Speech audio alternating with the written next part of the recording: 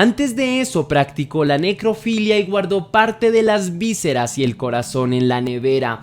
Esta vez se quedó con el cráneo de Tuomi. Antes de iniciar el video, quiero enviar un fuerte abrazo y un agradecimiento personalizado a dos leyendas, a Alina Giselle y a María López. De verdad les agradezco de corazón por lo que hacen y les envío un fuerte abrazo y deseo que todo esté marchando bien en la vida de cada una de ustedes. Les envío un fuerte beso. Ahora, si la pregunta del día de hoy es: ¿un asesino nace o se hace? Déjame tu respuesta en la caja de comentarios.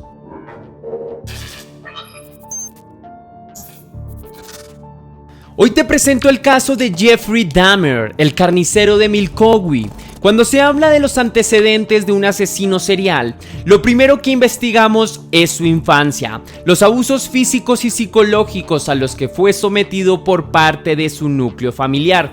Sin embargo, el caso de Jeffrey Dahmer, o mejor conocido como el carnicero de Milwaukee, el caníbal de Milwaukee, fue inusual. Jeffrey nunca fue abusado emocionalmente o físicamente y aún así su ira se desató de forma macabra. Pero sin más dilaciones, leyenda, recuerda que te habla tu amigo Tesla y te conectas a Test Misterios.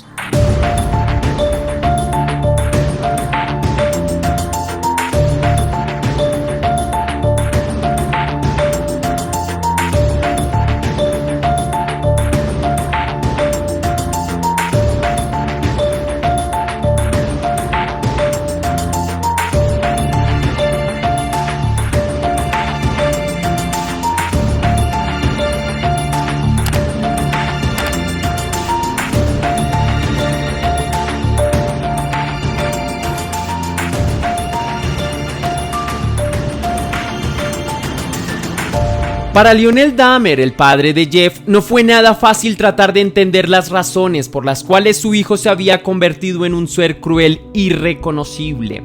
Así que en su libro La historia de un padre describió en retrospectiva detalles que pudieron ser el detonante para la transformación de su hijo. Al parecer, Lionel tenía una relación muy estrecha con su hijo, lo cual quedó evidenciado en videos caseros. Un momento feliz, afirmó Lionel Dahmer.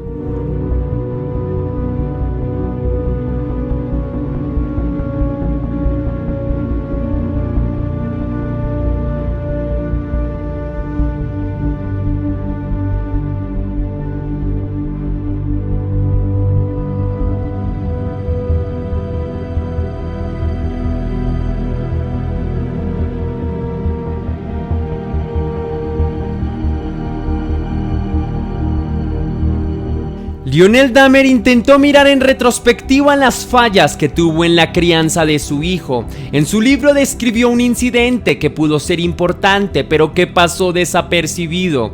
Relató que cuando Jeff tenía 4 años, observó que su padre realizó una actividad de limpieza debajo de una vivienda universitaria. Al parecer había un olor muy desagradable y encontró escombros, basura y huesos de mamíferos. Jeff se acercó al balde de metal donde estaban los huesos y estaba fascinado mientras jugaba con ellos.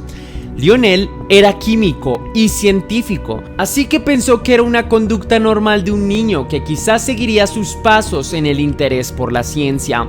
Pronto el chico cumplió 10 años y solía dar vueltas en bicicleta por los alrededores de su casa para recoger animales muertos que encontraba en el camino. Jeffrey sintió especial interés en abrir los cuerpos y observar sus órganos internos, además de rociarlos con ácido para despellejarlos y coleccionar los esqueletos. Un gusto por la anatomía de los animales que luego despertaría su curiosidad por la anatomía humana.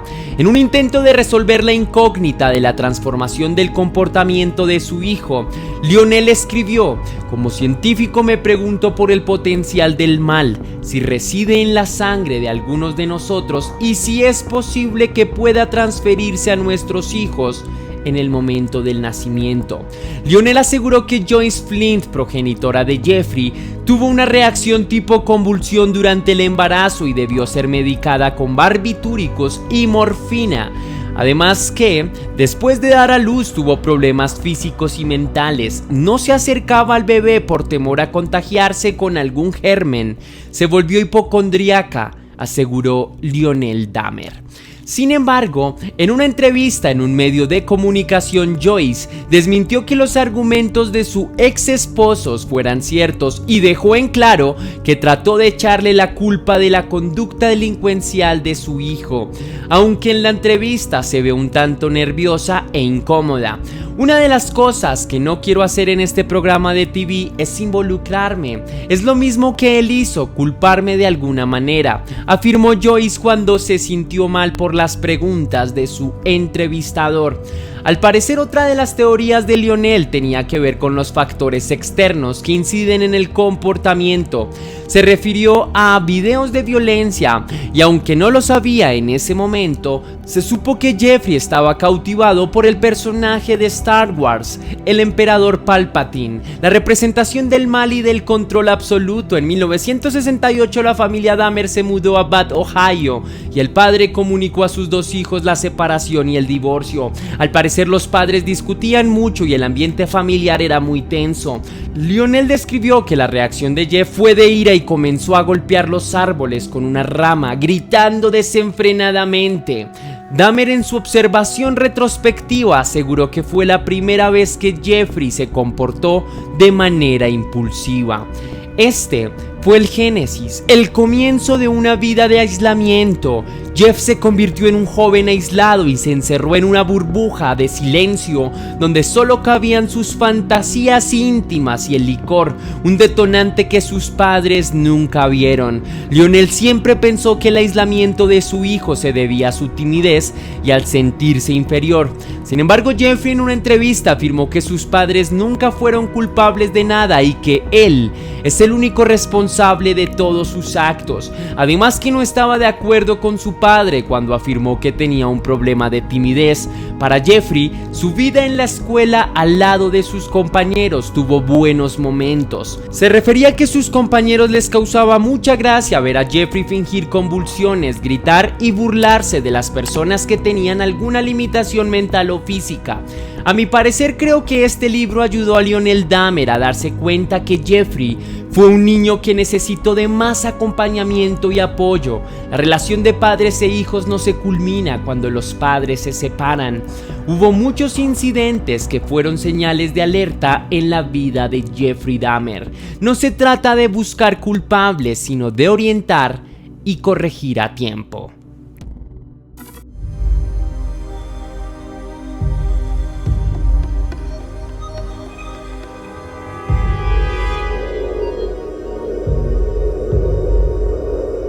El rostro que ves en pantalla es el de Jeffrey Dahmer. Aparentaba ser un joven normal, descrito como un hombre rubio de ojos azules, alto y apuesto. Sin embargo, sus acciones lo hicieron ver como un monstruo incontrolable. Jeffrey Dahmer nació el 21 de mayo de 1960 en Milwaukee, Wisconsin, y falleció el 28 de noviembre de 1994 a la edad de 34 años. Desde 1978 hasta 1991 cometió 17 asesinatos de hombres entre los 14 a 31 años, en su mayoría afroamericanos. Jeffrey sintió atracción por hombres altos, musculosos y delgados, características que tenían la mayoría de sus víctimas. En verano de 1978, Jeffrey inició su carrera criminal con sus víctimas, dando rienda suelta a las más macabras fantasías. Por la mente de Jeff rondaba la idea de recoger a un hombre que estuviera haciendo autostop para luego tomarlo como rehén y apropiarse de su voluntad. En 1978, mientras conducía el auto de su progenitora rumbo a casa, esa fantasía se hizo realidad. Recogió a Steven Hicks, de 19 años, aprovechando que no había nadie en casa. Lo llevó allí para charlar y tomar algunas cervezas. Jeffrey intentó seducir a Steven y después de que Steven lo rechazara, Jeffrey tomó una barra de hierro y golpeó su cabeza para luego estrangularlo. Antes de descuartizar el cuerpo de Steven, practicó necrofilia y luego metió los restos al interior de unas bolsas.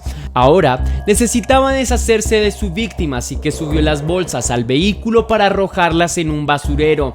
Jeffrey conducía con demasiada prisa y fue detenido por la policía. Las autoridades le preguntaron por el contenido de las bolsas, a lo que Jeffrey contestó en absoluta calma que contenían basura. Después de hacer la prueba de alcoholemia, le dieron vía libre para continuar su camino y, sin saberlo, para continuar con su larga lista de crímenes. Gran error por parte de las autoridades al no revisar las bolsas. En este punto, Jeffrey se devolvió con las bolsas a su casa porque tenía miedo que si las arrojaba al basurero y descubrían las partes del cuerpo, podía ser relacionado con el incidente.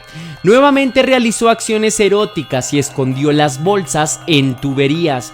En diciembre de 1978 ingresó al ejército y sirvió como auxiliar de médico en Alemania Occidental, pero su alto grado de alcoholismo hizo que lo dieran de baja. En 1982 fue arrestado por alteración del orden público en estado de ebriedad y se mudó con su abuela.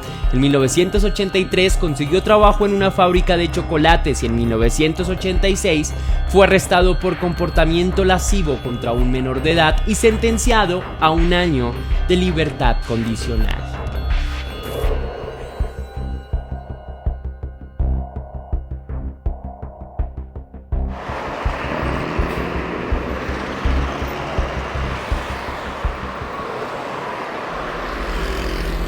En septiembre de 1987 conoció a un joven de uno de los bares de Milwaukee. Se trataba de Steven Tuomi, a quien llevó al Hotel Ambassador. Al día siguiente, Steven estaba golpeado, tenía moretones en sus brazos y pecho y la sangre salía a borbotones de su boca. Su cuerpo yacía sin vida colgando al borde de la cama y Jeff no recordaba absolutamente nada, y aunque su memoria estaba dormida, su instinto criminal había estado despierto. Jeffrey metió el cuerpo en una maleta y se dirigió a la casa de su abuela. Jeffrey se había mudado con ella después de la separación de sus padres. En este punto, aprovechó que la mujer no se encontraba en casa, así que Jeffrey bajó el cuerpo al sótano para desmembrarlo. Antes de eso, practicó la necrofilia y guardó parte de las vísceras y el corazón en la nevera. Esta vez se quedó con el cráneo de Tuomi. Otra de sus fantasías era construir un museo de esqueletos y un altar con los cráneos de sus víctimas. Desde este momento, su modus operandi sería siempre el mismo: engañaba a sus víctimas ofreciendo dinero por fotografías o relaciones íntimas. Una vez en su casa, procedía a estrangularlos, abusarlos, tomar fotografías y guardar partes del cuerpo para alimentarse y estar más unido a sus víctimas. A continuación vas a ver las fotografías de sus víctimas.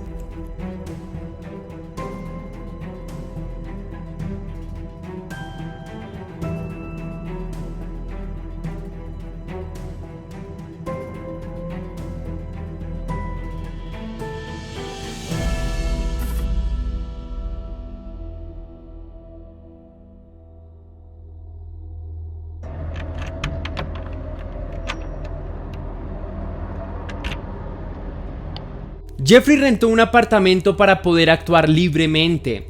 Después que su abuela lo echó de casa cuando descubrió un maniquí masculino en su habitación. Esta vez, la víctima era un inmigrante laosiano de 14 años, con Erak Sintasompon. La maldad de Jeffrey no tenía límites. Agujereó su cráneo y le inyectó un ácido. Luego salió a comprar trago. El criminal comenzaba a experimentar para convertir a sus víctimas en zombies y poder tener el control completo sobre su cuerpo y su voluntad. El chico logró salir semidesnudo, golpeado y mareado a causa de los efectos de la inyección. 2 mujeres afrodescendientes llamaron a una patrulla para pedir ayuda. El chico no podía articular palabras ni sostenerse. Cuando Dahmer vio a su víctima, se acercó a los policías y se expresó en tono calmado y respetuoso, explicando que el chico era su amigo y que había bebido demasiado. Nuevamente, la policía cometió un gran error. La policía escoltó al joven y a Jeffrey hasta su apartamento, ya que el joven no presentaba signos de lucha. y la historia contada por Jeffrey les resultó creíble. Después de dejar a la víctima en la boca del lobo, las autoridades prosiguieron con sus rondas de seguridad. En este punto, debo ser irónico porque me siento indignado ante tanta ineficacia por parte de las autoridades. Minutos después, el adolescente fue estrangulado por Jeffrey Dahmer. Si la policía hubiera revisado su historial, se hubiera dado cuenta de sus antecedentes de abuso. La cadena de crímenes fue detenida en 1991 por Tracy Edwards, de 31 años. Una de sus víctimas que logró escapar con éxito. Jeff lo engañó diciendo que era fotógrafo profesional y le pagaría por tomarse unas fotos desnudo. Esta vez le puso esposas a su víctima y la amenazó con un cuchillo, mientras Jeff entraba en una especie de trance viendo la película El Exorcista. En este punto, Jeff le expresó el deseo de abrir su pecho y comer su corazón. Tracy se levantó del sofá y dijo que quería ir al baño. Aprovechó para golpear a Jeffrey y huir. Tracy interceptó un vehículo policial y cuando llegaron al apartamento de Jeffrey, las evidencias contaron la historia del caníbal de Milwaukee por sí solas. En el interior de su vivienda encontraron 7 cráneos, torsos metidos en bidones con ácido, huesos, manchas de sangre y partes de cuerpos mutilados dentro de la nevera.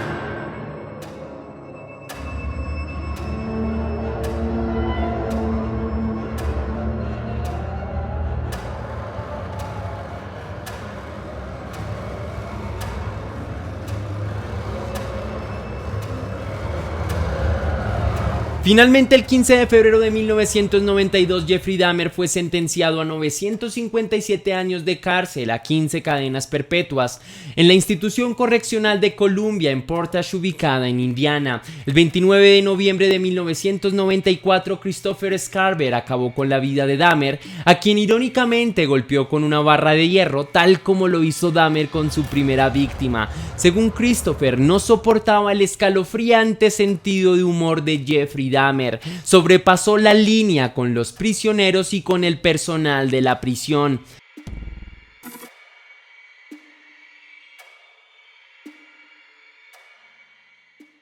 Mucho se ha especulado sobre el estado mental de Dahmer, aunque en el momento de ser sentenciado no se tuvo en cuenta sus posibilidades ni tampoco sus posibles trastornos, ya que el jurado lo declaró mentalmente sano.